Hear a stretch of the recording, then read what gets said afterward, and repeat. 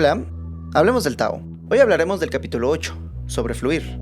Como este es un poema, no quiero estarlo interrumpiendo a cada verso, así que primero leamos el capítulo entero y luego lo comentamos, ¿va?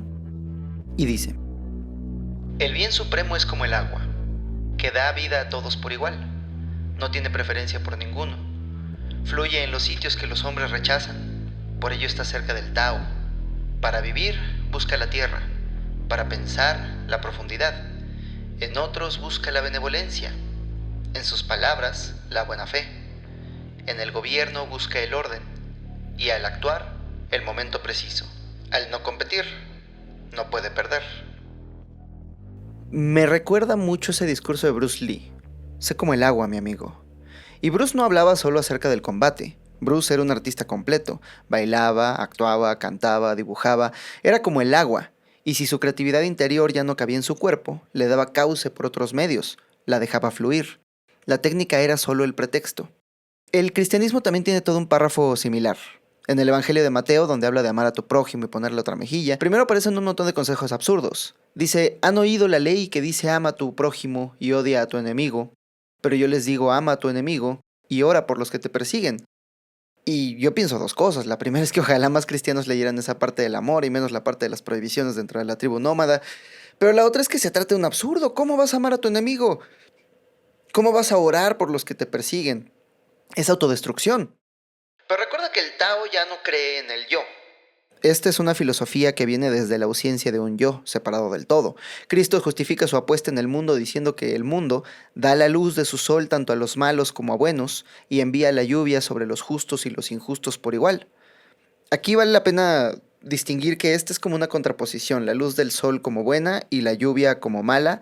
Uno es caliente, el otro es frío, entonces es como el cosmos no le importa si seas bueno o si seas malo, te va a castigar o te va a recompensar por igual porque es indiferente. El cosmos es indiferente, como el agua que actúa sin actuar. A través de ella todo se hace y no tiene preferencia por ninguno. Es bien interesante que tantos pensadores antiguos hayan visto el origen de la vida en el agua.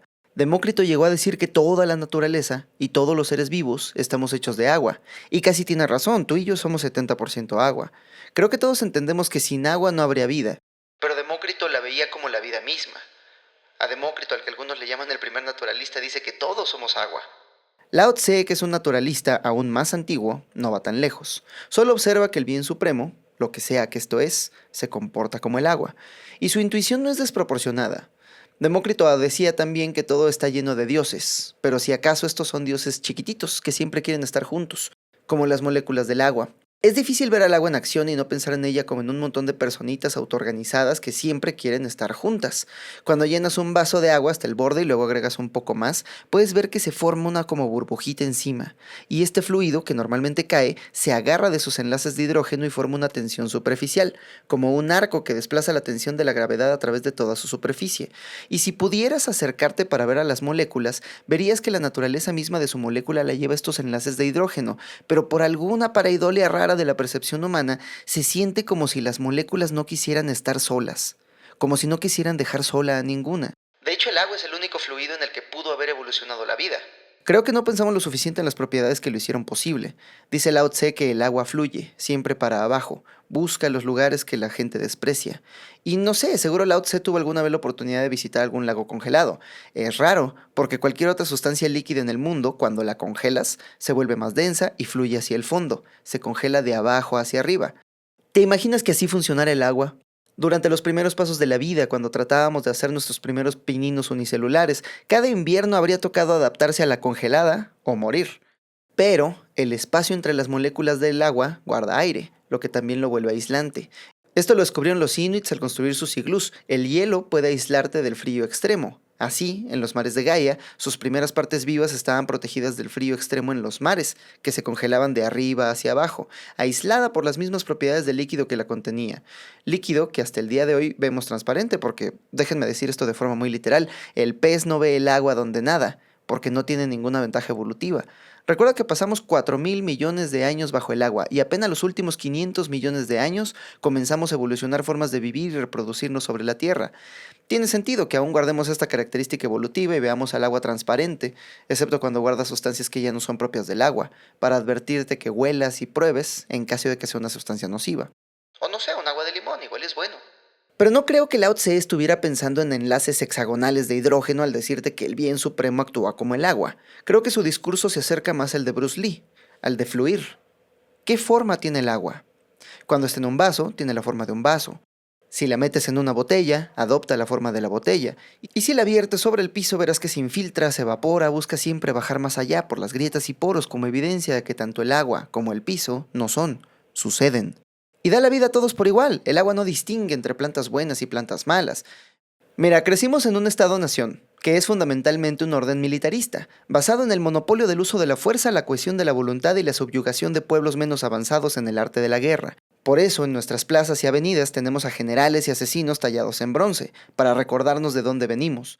Por eso la justicia en nuestro sistema es mitad católica y mitad punitivista. Culpa y autorrepresión para adentro, pero cuando eso no funciona, disciplina y castigo para afuera. Por eso, de acuerdo a la moral contingente que plantea Nietzsche, nuestra concepción del bien y el mal se construyó alrededor de la guerra, y educamos a los niños de cada generación a admirar la violencia y a adoptar la moralidad de un guerrero. Y pues, ¿qué hace un guerrero? Antes que nada vive desde su ego, desde el yo, desde el honor del guerrero que le dice a todos qué forma tiene y quién es. El guerrero no se adapta a la situación, de hecho sigue órdenes de adaptar la situación a los designios de su general, y para cumplirlas, el guerrero debe adaptar su carne, su vida y su esencia a la forma de un guerrero, un soldado idéntico a todos los otros soldados que irán a morir al frente. El guerrero, por un lado, cuida y defiende a sus aliados, pero por el otro lado, mata a sus enemigos. Una vez más, como cada aspecto de la realidad, Occidente divide al mundo en dos y actúa en consecuencia. Pero el agua no tiene enemigos, solo procesos, y la vida no se trata de guerra o conquista territorial. En todo caso, si acaso se trata de algo, es de sobrevivir y reproducirse. Nuestras fantasías de violencia más emocionantes son en el fondo propaganda de este sistema militarista de crueldades mutuas, porque en la vida real, la violencia no es heroica ni gloriosa, es sucia, sorpresiva, desorganizada, y nadie gana al final del día. ¿Cuánto trabajo cuesta ver este sesgo como habitantes del Estado-nación, así como el pez no puede ver el agua? Pero fíjate de la forma en la que hablamos incluso. A cada acción colectiva en este país se le llama lucha. Incluso en temas que deberían ser diálogos y acuerdos mutuos que no tienen nada que ver con la violencia, le seguimos llamando la lucha laboral o la lucha climática. Porque el Estado-nación, forjado a través de la guerra, nos demuestra que si tu única herramienta es un martillo, todos tus problemas parecerán clavos. Esta es, por fin, la propuesta de Lao Tse sobre cómo vivir. Y si te das cuenta, ni siquiera te dice, haz esto. No da instrucciones, no es un tutorial. Cristo dice, ama a tus enemigos. Bruce Lee dice, sé como el agua, mi amigo. Ambos imperativos. Lao Tse se limita a observar. Al vivir, el maestro busca la tierra. Otras traducciones más literales hablan de habitar, o al construir su vivienda. No es vivir de que vive la vida loca, aquí se refiere específicamente al acto de buscar casa o construir vivienda, y en este aspecto de la vida, que es el fundamental, el más básico, el maestro se fija en la tierra, no en los acabados de mármol, los metros cuadrados, el jacuzzi de 6 velocidades y el aire acondicionado, porque todas esas cosas cuestan, deben mantenerse, todo lo que posees te posee, y quien posee muchos lujos es esclavo de sus pasiones. En cambio, quien se fije en la tierra, escogerá un lugar donde no le falte el agua, tierra fértil, buen clima, buena vista, placeres gratuitos, fragmentos de la Gaia que le hacen más tolerable a la vida y que no requieren de más mantenimiento que el que ya les está dando el planeta. Esta también parece ser una apología de la vida simple. En este, y en los versos posteriores, me recuerda muchísimo al emperador romano Diocleciano. Él es el ejemplo perfecto de que cuando el maestro hace su trabajo, se retira y no busca crédito. Nadie puede quitarle algo que no ha pedido. Diocleciano fue el emperador romano desde el año 2084 hasta el 305. Apenas 21 años. En ese periodo implementó reformas políticas y económicas que estabilizaron el imperio y sentaron las bases para su posterior grandeza. Fue un gran emperador. Pero cuando sintió que su tarea estaba hecha, Diocleciano renunció al trono y se fue a lo que hoy llamamos Croacia, a buscar una vida simple, de paz y autosuficiencia. Él es el único emperador que ha renunciado al trono voluntariamente. Maximiano, su sucesor, fue a buscarlo porque Roma lo necesitaba, y al ver a uno de los mejores emperadores de Roma viviendo como un granjero, le dijo: Diocleciano, por favor, esta vida es muy baja para ti. Y Diocleciano le respondió: si vieras las coles que estoy cosechando, no dirías eso. Y esa anécdota es chistosa, pero si alguna vez te dedicaste a la agricultura, sabes de lo que habla. La recompensa es mucho más que el fruto de tu trabajo. Es el contacto directo con los procesos de la naturaleza, es la libertad, la paz y el tiempo para sentarte en silencio a contemplar. Esa es la vida simple. O sea, ve la vida que llevaba Diocleciano en el palacio. Ve la vida de los changos pelones en la cima de nuestra civilización hoy en día, a quienes admiramos, a quienes obedecemos, nuestros líderes. Es todo lo contrario a la vida que plantea Lao Tse en este capítulo. Dice Lao Tse que en el pensamiento busca la profundidad.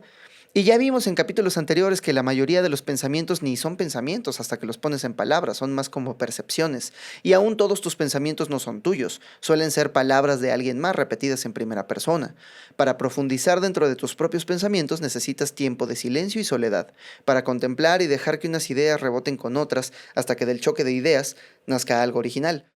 Necesitas también mirar a cada aspecto de lo que se te presenta. Si mañana viene un experto ambientalista a decirte que los capibaras son malos, pues ese va a ser el pensamiento que te ronda en la cabeza, los capibaras son malos, y hasta que no tengas tiempo de profundizar y realmente observar a los capibaras, contrastar ese pensamiento con la evidencia y sacar tus propias conclusiones, pues vas a seguir con ese pensamiento superficial de que los capibaras son malos, y lo creas o no lo creas, es lo único que tendrás.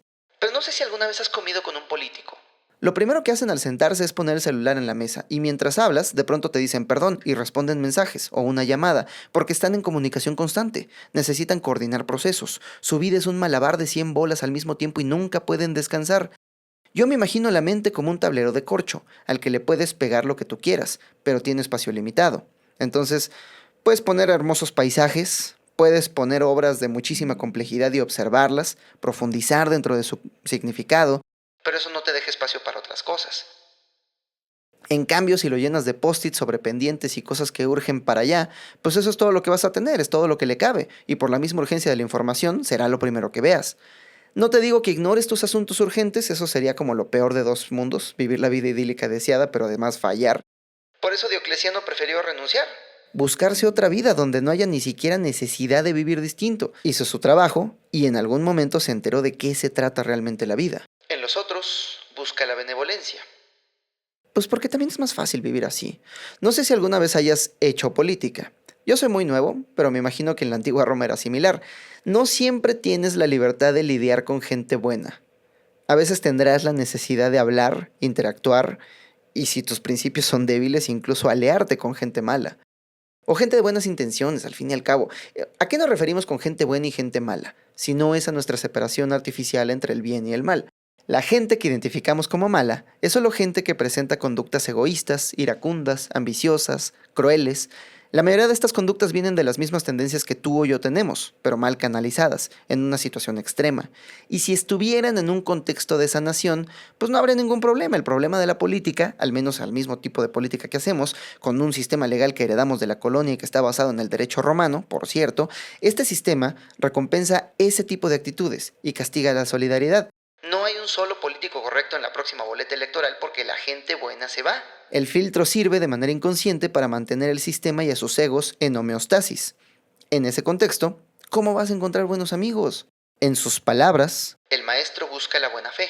Otra traducción dice que en la sabiduría, pero esa es la única que viene en esa dirección. La traducción literal y todas las otras traducciones posteriores hablan de buenas intenciones o buenos actos, en sus palabras. Siempre que el maestro habla, lo hace con buenas intenciones. Nuestras palabras son una extensión de nuestras acciones. A veces se nos olvida. Este es uno de los efectos de nuestra cultura hipermaterialista. Un poeta japonés hablaba de sí mismo como una tetera y decía que el secreto de hablar era como servir té. Inclinas la tetera con mucho cuidado y solo dejas salir lo bueno. Una vez más, dejas fluir el agua. En el fondo habrá ramas y hojas hervidas, pero es el té lo que buscamos. En el fondo todo el mundo tiene críticas y ganas de hacer daño, pero solo dejamos afuera las partes que contribuyen. Entonces, recuerda que todo esto lo escribimos bajo el supuesto de que la realidad existe. Todo lenguaje es metáfora. Pero no olvidemos que esta interfaz le da énfasis a los objetos y significado a la materia en función de a qué le prestamos atención. Si una persona está en un proceso de autodescubrimiento y mejora gradual y le decimos, sí, pero estás gordo, entonces regresamos su conciencia al nivel 1, a su cuerpo, a sobreidentificarse con su cuerpo y lo que otras personas esperan de él y hacer lo que se ajuste a nuestras expectativas del cuerpo. Y tú me puedes decir, sí, pero yo lo hago por su bien, para que se cuide. Pero esa es otra manifestación de nuestra cultura bélica y punitiva, de padres que te pegan por tu propio bien y luego te dicen, esto me duele más a mí que a ti. Pero la pregunta es, si no has normalizado la violencia como forma de interacción, ¿por qué tendría que doler? Sócrates dice que el ser humano quiere ser bueno por naturaleza. Trasímaco le responde que el ser humano no quiere ser bueno, solo quiere parecerlo, verse bueno frente a otros. Obsérvate la próxima vez que te cachen hablando mal de alguien. O sea, idealmente no hables mal de alguien, pero si te pasa y te cacha, pues mínimo aprende de la situación. Cada crítica, cada chisme, viene de la intención de pertenecer, pero también de la de destruir. Ya hablamos de organizaciones arbóreas y rizomáticas. En nuestra sociedad arbórea, jerárquica, estratificada, que no es natural, pero igual la habitamos y nos vemos moldeados por ella, todo el mundo se asume a sí mismo en un escalón de una escalerita imaginaria, donde hay gente superior y gente inferior. Idealmente, digo, ya que habitas este tipo de sociedades y juegas al juego, la gente trata de subir en esta escalera. Idealmente lo harían por méritos propios. El problema es que los méritos propios son para gente paciente. Mejorar requiere de hacer una introspección, diagnosticar nuestras debilidades y trabajar en corregirlas. Practicar es largo y nadie nunca te va a elogiar por practicar o mejorar en silencio. En cambio, si el punto del juego es estar más arriba que otros, no hace falta mejorar para ganarse ese sitio. Basta con bajar a alguien por encima de ti para ocupar ese lugar. Cuando denuncias a otra persona por sus fallas, puede que lo hagas desde la más honesta intención de mejorar al mundo y de hacer la vida un lugar mejor, pero vigílate. También verás ahí dentro la intención de destruir. Y destruir no toma esfuerzo, es instantáneo, no requiere de trabajo. Puedes ser un hombre sin atributos y la gente te aplaudirá por denunciar el mal, aunque nunca hayas hecho un bien. Es un camino más veloz hacia la cima, pero si todo el mundo sigue esta misma estrategia, terminaremos en un sistema que recompensa a los soplones y castiga a todo aquel que haya intentado algo en su vida, porque intentar cosas es arriesgarse al error, y si asumimos el error desde la compasión, podemos corregirlo, podemos educar y evitarlo en el futuro. Pero desde el punitivismo, el más mínimo error se castiga con pena de funa, y nadie tiene la libertad de explorar su virtud porque todo el que lo intente va a fallar, y si no eres inofensivo, te van a funar. Y lo podemos ver en la moral de la política actual, que ya no busca ni cree en la virtud, solo se dedica a denunciar el vicio de su enemigo. Yo soy malo, pero mira, los otros son peores. El eslogan de todos los políticos actuales se podría reducir a al menos no somos los otros. Pero que conste que esto es consecuencia de nuestro orden jerárquico y autoritario. No naturalicemos cosas que son más bien sociales. Quizá a esto se refería el diálogo de Sócrates y Trasímaco. Sócrates dice que ya buscamos naturalmente ser buenos y Trasímaco que solo queremos ser vistos como buenos. Aquí creo que la confusión está en que Sócrates habla de lo que debería ser y Trasímaco habla de lo que cree que ya es. Claro que este es el camino más fácil, pero si nunca buscamos la virtud activamente, acabaremos en un mundo de pecadores señalando mutuamente sus vicios. Esta no es una sociedad sostenible a largo plazo. Es como decía Goethe, si juzgamos a un hombre por lo que es, lo hacemos peor. Pero si lo juzgamos como si ya fuera aquello a lo que apunta su potencial, le damos las herramientas para convertirse en lo que puede ser. ¿Significa esto que dejemos de denunciar el mal donde quiera que existe? Mira, de entrada no creo que exista el mal, ya saben por qué. Pero no, la denuncia puede ser un plan genuino para mejorar la vida de la gente. Si un vato va a todas las cafeterías del mundo a sapear gente porque en eso halló el cauce para sus impulsos enloquecidos, él tiene un problema con el que le ayudaremos después. El primer paso es evitar que siga sapeando gente en los cafés, así que el maestro, pensando en el bien de los demás, denunciaría a esta persona para darle a los otros cafeinómanos las herramientas para defenderse de este sapeador serial. Hay una gran diferencia entre esta denuncia que busca el bien común y la denuncia de un güey que dice háganle lo mismo para que ese sapeador entienda por la fuerza como me enseñaron a mí que sapear está mal. Una denuncia viene desde la intención de proteger, la otra viene desde la intención de castigar. No normalicemos el castigo como forma de coerción. Incontables civilizaciones han prosperado sin esta visión punitivista de la vida, sin pegarle a sus hijos incluso, que es donde se nos naturaliza esta función de la violencia como educación. Incluso en psicología se ha demostrado que el refuerzo positivo es mucho más poderoso que un refuerzo negativo. Es más difícil porque debes conseguir algo que el animal al que estás entrenando quiera, pero cuando entrenas desde el dolor, cuando el dolor desaparece, la conducta que querías evitar regresa. En cambio, cuando entrenas desde la motivación intrínseca, desde la esperanza y la recompensa, con reforzamiento positivo, la conducta que entrenaste permanece, aun cuando desaparece la recompensa. Ciencia básica con cientos de estudios que la respaldan y que simplemente rechazamos porque vimos la violencia en el hogar desde chiquitos y nos parece natural. Pues no lo es. En el gobierno, el maestro busca el orden. Recuerda que este es un libro escrito para un rey. Y ahorita me van a decir que, uy, no, el Tao es fascista porque dice orden. O al menos fue lo primero que yo pensé, ¿no? Porque esta es la palabra que me remite a discursos de orden y progreso. A gobiernos cuya primera prioridad es la paz y que los trenes corran siempre a tiempo y van a cualquier longitud con tal de cumplir este objetivo. Pero ese tipo de orden es una ilusión. Como la vida que se mantiene en equilibrio desequilibrando todo a su alrededor. Los gobernantes de los diminutos cachitos de tierra que consumen sus vidas enteras pintan una línea imaginaria alrededor del cachito de mota de polvo que les toca y se esfuerzan en mantener a todo ordenado según sus rudimentarios principios. Pero todo orden es una ilusión. Se desalojan pobres, se deforestan bosques, se contamina el agua y se quema el cielo con tal de construir entornos predecibles, muertos, rectos, donde la mente del dictador que lo quiere controlar todo se sienta que hay menos cosas fuera de control. Pero el control es una ilusión. Aquello a lo que le llamamos orden es solo aquello que es predecible. La entropía es solo la medida de nuestra ignorancia sobre los sistemas que subyacen a la realidad. Orden desconocido para nosotros. Entonces, hay dos formas del orden. Hay dos formas de predecir la realidad. Hacerla predecible o aprender a identificar sus procesos naturales. Desde el ego, el autoritarismo y el miedo a la vida, pues sí, el orden significará mutilar las partes más sorprendentes de la realidad, robarle toda su magia. Pero si rechazamos estas nociones como lo hace el Tao, entonces este orden se refiere a flujos naturales, a darle cauce a esa red de afectos e intereses humanos de los que nace la sociedad y darle las herramientas a esa motivación intrínseca para alcanzar su mejor forma. Para actuar, el maestro busca el momento preciso. Decía Otto von Bismarck que el político no inventa nada, su trabajo es escuchar a los pasos de Dios y cuando vaya pasando cerca, agarrarse de su túnica con todas sus fuerzas. A lo que se refiere Otto es que no importa si tienes tu mente en una visión idílica, perfecta, la sociedad ideal. Esta sociedad la tienes que hacer en conjunto con otros seres humanos. No puedes imponerles desde arriba un sistema que ellos no quieran habitar. El siglo XX fue un baño de sangre porque nos creímos nuestro propio cuento renacentista de que son las ideas las que moldean al mundo y que la realidad nace de los ingeniosos diseños de un par de intelectuales e intentamos imponerle a millones de personas un sistema que no se acomodaba a sus vidas y millones murieron. Otto, en cambio, estaba atento a las fuerzas y tendencias de su tiempo. Él no tenía una expectativa que cumplir o un diseño que lograr. Vio la oportunidad de invadir Francia y lo hizo. Cuando volvió con la victoria, vio la oportunidad de unificar un montón de pueblos similares en un proyecto común y lo hizo, y fundó Alemania. Y luego desde esa plataforma vio la posibilidad de armar una compleja red de alianzas políticas y comerciales en Europa y lo hizo, para mantener la paz. Otros conquistadores ven el mapa de Europa y se dicen a sí mismos, imagínate que todo estuviera pintado de mi color. Otto mejor escuchó a la realidad, le puso atención a las necesidades materiales de los países y a los afectos de sus gobernantes para traducirlos en una red de alianzas que garantizaba que fuera más simple el comercio que la guerra. No denunció a los que iniciaban guerras porque él mismo era un general.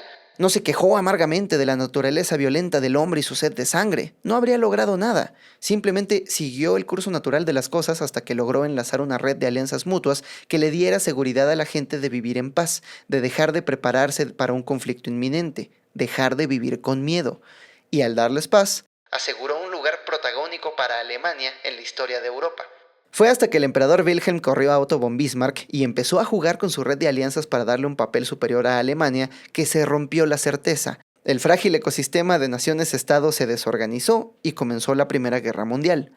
Pero Otto actuaba en el momento preciso, según lo que la eventualidad del momento le exigía y la oportunidad le entregaba. Atacó Francia porque estaba débil y gobernada por un noble belicoso que veía a Prusia como inferior. No atacar en ese momento era arriesgarse una invasión. Si hubiera tratado de unificar Alemania antes de la guerra franco-prusiana, sin esa victoria unificadora, no habría podido convencer a la mayoría de los reinos y ducados del extinto Sacro Imperio Romano, por lo que su nación habría sido menor. Y si hubiera querido armar su red de alianzas antes de unificar Alemania, ¿quién era Prusia en el mapa mundial? Es como si desde México tratáramos de decirle a Estados Unidos y Canadá cómo conducir sus relaciones comerciales. Pero esto de esperar el momento preciso para actuar también puede entenderse como actuar desde el presente, que es lo único que hay. Si tratas de actuar para un momento futuro, sigues viviendo en el futuro, sin observar el presente. Y si quieres aplicar en el momento presente una solución que te habría funcionado ayer, pues va a fracasar porque no estás observando que lo único que hay, lo único que existe, lo único que tienes es el momento presente, el momento para observar, ver cuáles son tus oportunidades y actuar, aprovecharlas. Entonces este precepto de actuar cuando es el momento preciso también se puede traducir como actuar todo el tiempo de acuerdo a lo que nos exige el momento. O lo que nos permite también. ¿Dónde queda la libertad? Claro que Otto von Bismarck era un gran general y un excelente diplomático, pero sobreestimamos su talento. O quizá lo subestimamos y no vemos que en el momento que escogió para actuar ya estaban todas las oportunidades para lograr lo que quería hacer. Y entonces vale la pena preguntarse, ¿realmente era él quien lo quería hacer? Porque si el camino para la virtud es observar a la realidad y actuar de acuerdo a las eventualidades y oportunidades que nos presenta, entonces no tienes nada que decidir, no tienes nada que querer, solo toca fluir. Es como si le prestaras tu cuerpo al cosmos para hacer su voluntad de acuerdo al modelo del mundo que dibuja en tu interior. Es más difícil sentirse separado del todo cuando eres tú el que hace que todo fluya. Por eso dice al final que al no competir, no puedes perder. Dice el libro de Juegos Finitos y Juegos Infinitos de James P. Cars que el jugador finito solo responde a los movimientos de otros jugadores. El jugador infinito inicia los movimientos a los que otros jugadores deberán responder. Es un problema muy común entre los movimientos activistas de México, que tampoco tienen tanta oportunidad de acción. Siempre están respondiendo a las acciones del gobierno o las empresas, siempre oponiéndose a algo que alguien ya inició. Y no juzguemos, ni subestimemos la severidad del asunto. La mayoría del activismo no viene de la bondad y la solidaridad, sino de la necesidad. Cuando los megaproyectos del mal gobierno vienen a expropiar tus tierras para cubrirlas de concreto, cuando los ejércitos tratan a la gente como si no importara, cuando las empresas vierten desechos tóxicos en el río donde beben y se bañan tus hijos, ahí olvidamos la magia y lo místico un segundo para empatizar. No juzguemos de jugadores finitos a quien solo defiende su tierra y la vida. Denuncian en defensa propia, actúan porque la alternativa es la muerte. Pero me parte el corazón ver la poca efectividad que tienen estas luchas. Décadas y vidas enteras se van a resistir y hacerle frente a fuerzas y poderes que son solo síntomas de un problema de raíz. Esa misma agua en la que nadamos y que no podemos ver, el sistema. Llevo varios años ya pensando que el problema de origen para muchas de nuestras locuras colectivas es el sistema. Sócrates decía que el trabajo realmente importante no es destruir lo viejo, sino construir lo nuevo. Y tiene sentido, la entropía todo se lo lleva. El sistema actual, con todas sus fallas, permanece donde está porque millones de manos todos los días le dan mantenimiento. Todos nuestros órdenes sociales necesitan de atención para sobrevivir. Y también, por otro lado, seamos pragmáticos. Mucha gente, muchas víctimas del sistema necesitan de este sistema para sobrevivir. Así es como el sistema los mantiene como víctimas. Si mañana desfondamos todo este sistema, ¿qué les queda? No tienen nada. No tienen tierra que cultivar, no tienen una red de apoyo mutuo que los pueda salvar. Solo tienen el sistema que lo esclaviza. Por eso es tan terrible. Y es fácil hablar de destruir el sistema porque odiamos sus consecuencias en la gente, pero mucha otra gente necesita de este sistema para sobrevivir. No tiene de otra. Es lo terrible de este sistema. La mayoría de la gente no puede darse la libertad de ser libre. El jugador infinito, quien tenga oportunidad de serlo porque no tiene su vida inmediatamente amenazada por el sistema, enfocaría sus fuerzas y su atención en construir algo nuevo, algo que pueda darnos la misma capacidad para la vida organizada, pero sin quitarnos tanto. Y sí, este libro es un libro escrito para un rey, para un individuo. Pero ¿a poco no parece este el manual para las reglas de convivencia de esta nueva sociedad? Antes que nada, busca bien la tierra. No pienses en las torres de departamentos y los juegos arquitectónicos de tu sociedad futura, porque si no hay agua, pues los mismos pobladores de la región te van a reclamar y mira nada más, otra vez eres parte del sistema viejo que debe morir. Imagina esta nueva sociedad, cerca del Tao, un lugar simple, con pocas exigencias, donde la gente puede entrar en pensamiento profundo y no haya necesidad de mentiras, ni competencia, ni máscaras, donde todas nuestras palabras vengan con la intención de mejorar al otro, porque no hay la necesidad de sobajar o herir. Una sociedad donde esta vida simple nos permita no imponer un orden externo, sino dejar que este orden emerja naturalmente de nosotros. Como decía Etienne de Louverture, para acabar con el reino no hace falta decapitar al rey. Solo dejar de prestarle nuestras manos, usarlas para construir el futuro, y como no estamos compitiendo con nada, no podemos perder. Cada día que pasemos construyendo el futuro ya es una victoria. Entre más decae el sistema actual, más florecerá el nuestro. Y así nos vamos acercando hacia el futuro. Esta fue una apología de la vida simple. Yo sé que todos nuestros medios de comunicación invadidos de publicidad nos dicen que lo chido es una vida llena de placeres y consumos y excesos, pero de eso se trata el siguiente capítulo, del exceso. Mientras tanto, recuerda que en la ontología fundamental del universo solo existe la función de onda. Todo lo demás es metáfora, y estas palabras son solo un dedo apuntando hacia la luna. Si te le quedas viendo al dedo, ¿cuándo vas a ver la luna?